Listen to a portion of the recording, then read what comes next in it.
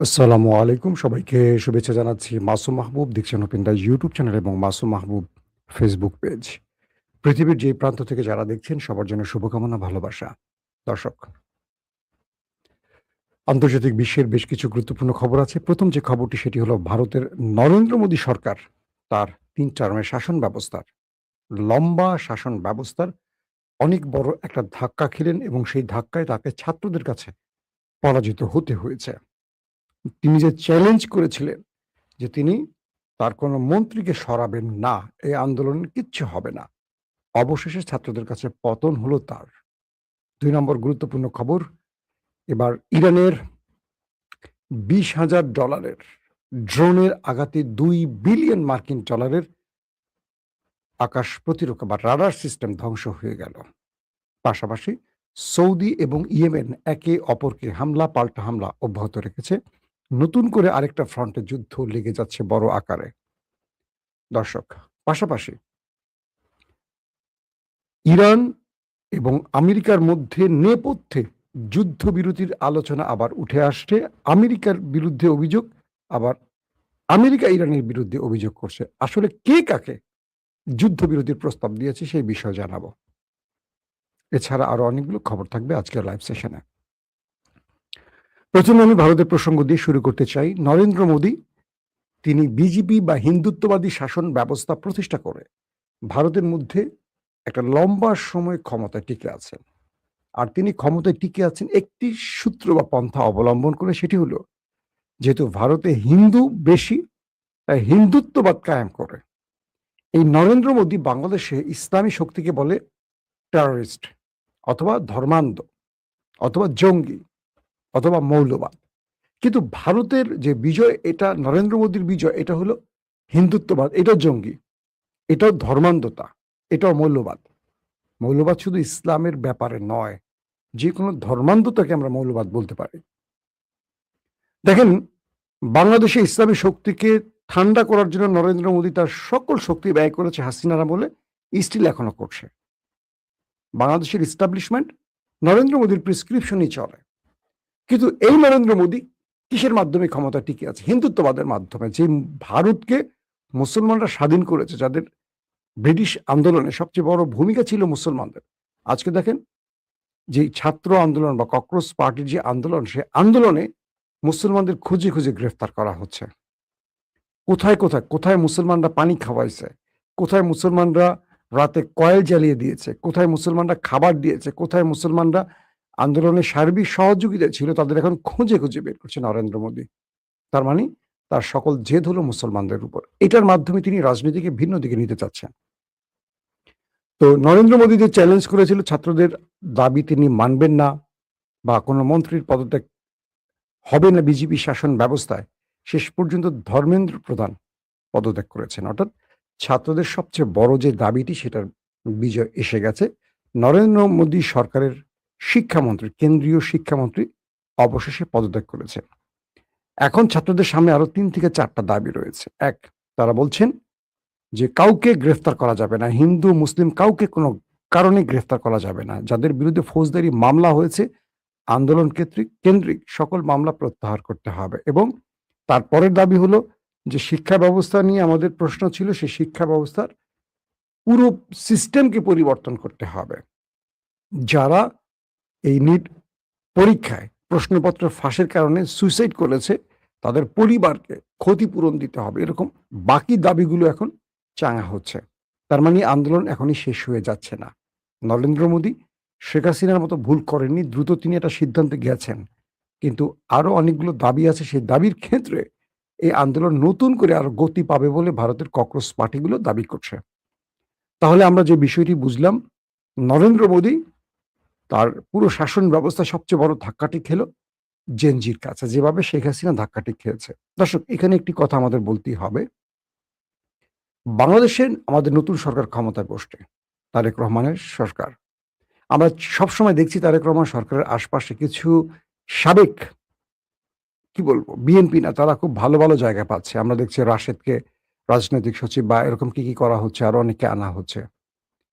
সবচেয়ে বড় হুমকি তারেক রহমানের জন্য এই লোকগুলো হবে হয়তো আগামী দিনে। একটা ব্যাপার, তারেক রহমান সেই সব অ্যাক্টিভিস্টকে বেছে নিচ্ছেন যাদের বাংলাদেশের জনপ্রিয়তা একেবারে নিম্ন লেভেলে, যাদের বিশ্বাসযোগ্যতা একেবারে কম। যেমন শাহেদ আলম, শোনা যাচ্ছে শাহেদ আলমকে একটা গুরুত্বপূর্ণ পদে বসানো হচ্ছে, রাশেদকে ডাকা হচ্ছে, এখন তারেক ঘুরঘুর করতেছে একটা পদের জন্য। এই লোকগুলো বাংলাদেশে যাদের নাম বলছি, এদের জনপ্রিয়তা একেবারে নিম্ন লেভেলে, কিন্তু বিএনপি এদেরকে মাথায় তুলতেছে কেন আমি জানি না।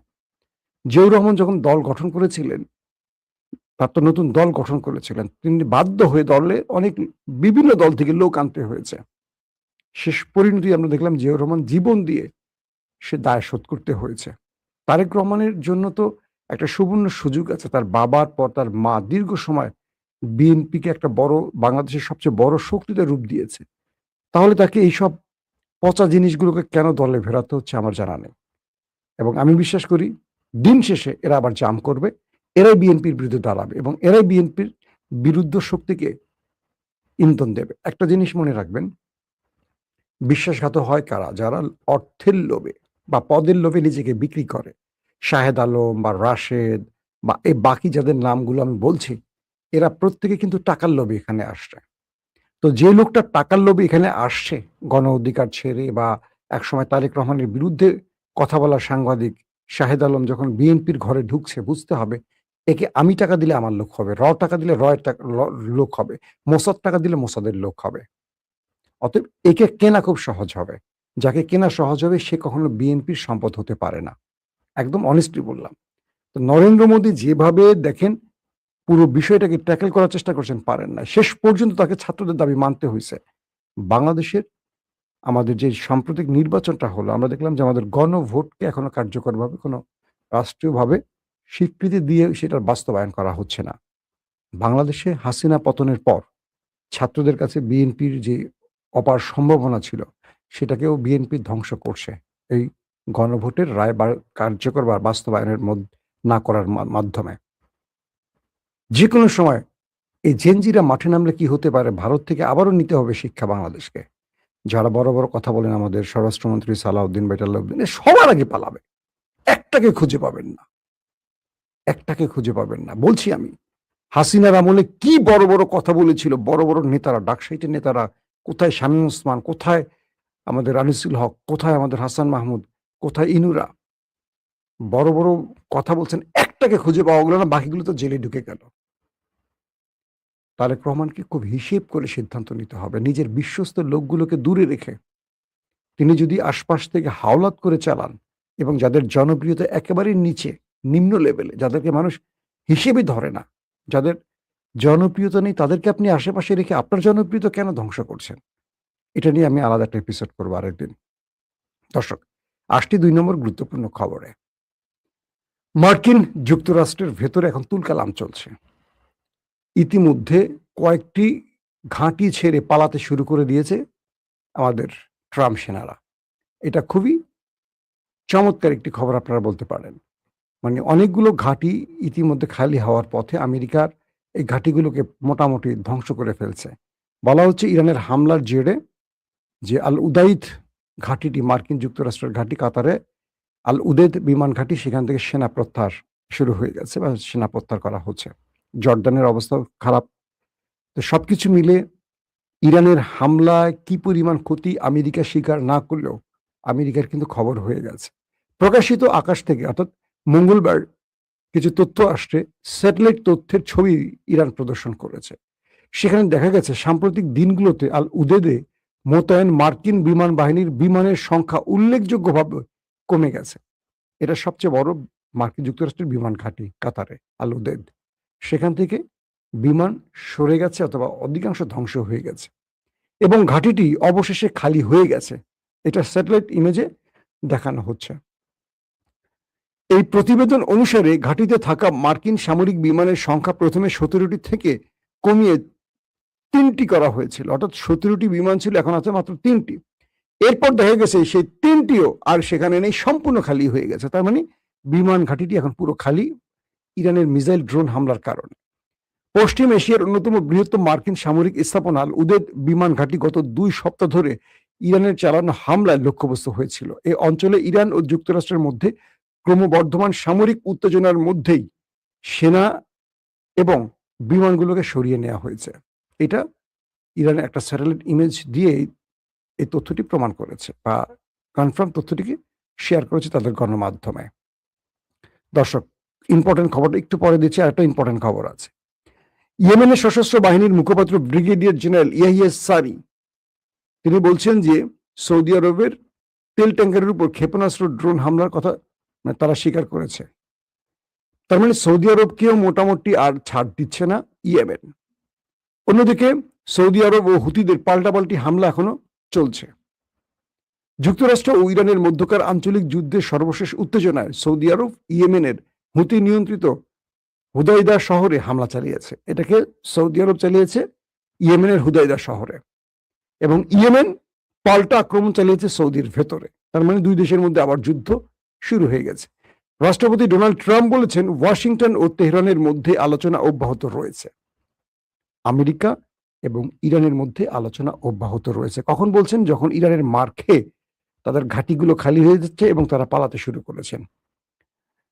এবং হুমকি দেয়া, তিনি বলছেন ডোনাল্ড ট্রাম্প, এবং হুমকি দেয়া ব্যাপক হামলার প্রয়োজন নাও হতে পারে। তিনি যে ইরানকে হুমকি দিয়েছিলেন যে ইরানকে এই করবেন সেই করবেন, তিনি বলছেন আমাদের হয়তো বা আর সেই আক্রমণ করা নাও লাগতে পারে। আসলে বিষয়টা সেখানে না।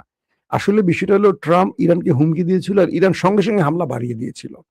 তো ট্রাম্প দেখলো কি রে, আমি দিলাম হুমকি আর ইরান দিল মায়ের।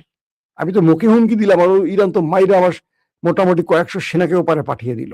আমি আপনাদের গতকালকে লাইভে দেখালাম না প্রমাণ সহ। এখন ট্রাম্প বলছে আমাদের সাথে ইরানের আলোচনা চলছে। আজকে ইরানের কয়েকটি গণমাধ্যম দাবি করেছে আমেরিকা ইরানের সাথে আবারও শান্তি চুক্তির জন্য বা সিজফায়ারে বসতে চায়। কয়েকটি দেশের মাধ্যমে আমেরিকা ইরানের কাছে আবার প্রস্তাব পাঠিয়েছে। বুঝতে পারছেন খেলাটা কোথায়? ইরান বলছে আমরা আমেরিকাকে আর বিশ্বাস করি না। এরা এখন বিপদে পড়ছে। এখন আবার যুদ্ধবিরতির নাম করে 10-12 দিন থেমে থাকবে, আবার রসদ যোগাবে, আবার মিসাইল আনবে, আবার সেনা রেডি করবে। যে সেনাদেরকে ওপারে পাঠিয়েছে সে আমার আমেরিকা থেকে সেনা আনবে বা ইউরোপের ঘাঁটি থেকে আনবে, আবার মিসাইল আনবে, আবার যুদ্ধ বিমান আনবে। আমরা যা যা ধ্বংস করছি ওগুলো আবার ফুলফিল করে আবার অ্যাটাক করবে। আমরা আমেরিকাকে আর বিশ্বাস করি না, আক্রমণ চলবে। ট্রাম্পের এই মানে ফেক আশ্বাসে আর ইরান গলবে না। এর আগেও কয়েক দফা আমেরিকার আশ্বাসে ইরান চুক্তি করে তার ফল পায়নি। আমেরিকা 2 নম্বরই করেছে। পাশাপাশি এটিও বলছে যুক্তরাষ্ট্র, আমেরিকা বলছে যদিও যুক্তরাষ্ট্র প্রস্তুত সক্রিয় রয়েছে, অর্থাৎ যুক্তরাষ্ট্র বলছে যে যদি প্রয়োজনে আমরা বৃহৎ আক্রমণ করব। তার মানে ইরানকে আবারও বুঝাচ্ছে যে আমরা আমরা আছি, আমরা চলে যাইনি। ইরানের পররাষ্ট্রমন্ত্রী আব্বাস আরাকচি বলছেন তেহরান হুমকিকে ভয় পায় না। মানে আমেরিকা যে হুমকি দিচ্ছে তার উত্তরে ইরানের পররাষ্ট্রমন্ত্রী আব্বাস আরাকচি বলছেন তেহরান আমেরিকার এসব বাকওয়াস হুমকিদের ডরায় না, ভয় পায় না, বা চাপের কাছে নতি স্বীকার করবে না। আমেরিকার এসব চাপের কাছে ইরান নতি স্বীকার করবে না। এবং শুক্রবার নাবলুসের দক্ষিণ পশ্চিমে সহিংসতায় 4 ফিলিস্তিনি ও 2 ইসরায়েলি সৈন্য নিহত হওয়ার পর ইসরায়েলি সামরিক বাহিনী অধিকৃত পশ্চিম তীরে আবারও অভিযান শুরু করেছে এবং কারফিউ জারি করেছে। এটাও একটা বড় খবর। ফিলিস্তিনে আবারও উত্তেজনা বৃদ্ধির চেষ্টা করা হচ্ছে। দর্শক, এবার আসি আপনাদেরকে যে খবরটি দিতে চাই, যে খবরটির জন্য আপনারা ওয়েট করছেন, সেই খবরটি দেই। সেটি হলো ইরান তার $20,000 দুটো ড্রোন দিয়ে $20,000 মানে 20,000 টাকা আমেরিকার ডলার মার্কিন যুক্তরাষ্ট্রের রাডার সিস্টেম, যেটা 2 বিলিয়ন মার্কিন ডলারের, 2 বিলিয়ন, বুঝছেন তো, মিলিয়ন না বিলিয়ন, খেয়ে দিচ্ছে। আমেরিকার নেভাল ফোর্সের একজন এক্স রিটায়ার্ড ইন্টেলিজেন্স চিফ বলছেন মার্কিন গণমাধ্যমে যে আমেরিকা এই যুদ্ধে আবারও পরাজিত হয়ে গেছে। কারণ আমেরিকার 2 বিলিয়ন মার্কিন ডলারের রাডার সিস্টেমকে যদি 20,000 টাকার, মাত্র 20,000 টাকার, মাত্র 20,000 টাকার ড্রোন এসে ভূপাতিত করতে পারে, ধ্বংস করতে পারে, এই যুদ্ধে আমেরিকার পতন হয়ে গেছে। তিনি বলছেন আমেরিকাকে খুঁজে খুঁজে এখন মারছে ইরান, আর আমেরিকা মধ্যপ্রাচ্যের বিভিন্ন জায়গায় এখন পালাচ্ছে আর ইরান খুঁজে খুঁজে মারছে।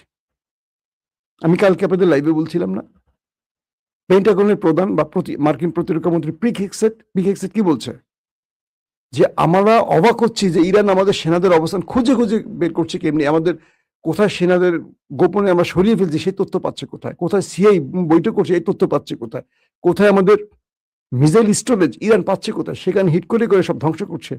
ইরানকে এই ডাটাগুলো দিচ্ছে কে? চীন এবং রাশিয়া। এই অভিযোগটি করছে।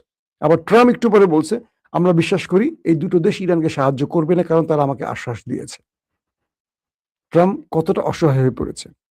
আসেন ট্রাম্প কাকুর আরেকটি খবর দেই।